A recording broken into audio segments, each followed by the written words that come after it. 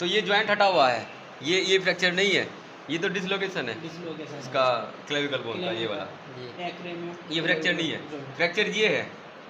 और ये complete fracture है और ह्यूमरस बोन की सर्जिकल लेग का फ्रैक्चर है, सर्जिकल लेग का है और ये पूरी तरह से कंप्लीट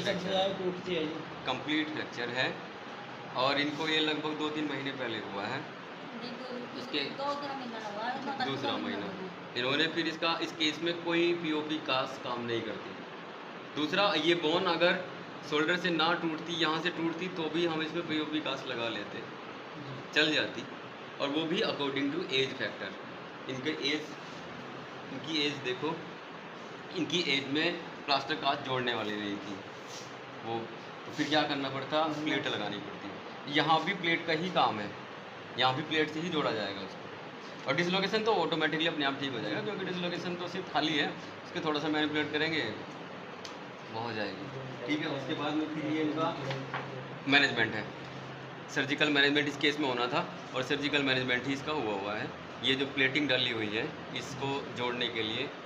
बोन को जोड़ने के लिए प्लेटिंग डाली हुई है, वो ऑटोमेटिकली अपने आप उसका जो डिसलोकेशन था ख़त्म हो गया मैनिपुलेशन के बाद, है ना। देखो एक्सरे में दिख रहा है साफ साफ, ये मैनिपुलेशन अब जितना हो सकेगा आप इतना करना। देखो अब इनका मूवमेंट एल्बो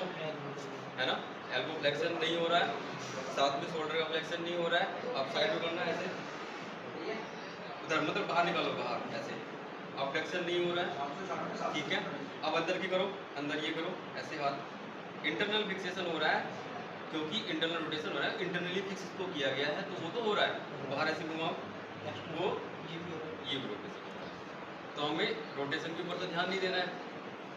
ध्यान किसके ऊपर देना है, एल्बो का फ्लेक्शन और एक्सटेंशन वापस, और उसका शोल्डर का फ्लेक्शन और एक्सटेंशन, फ्लेक्शन और एडक्शन, यही मूवमेंट हमें इनके कराने हैं। और कैसे कराएंगे, पेशेंट को लेटा, चलो अब लेटो।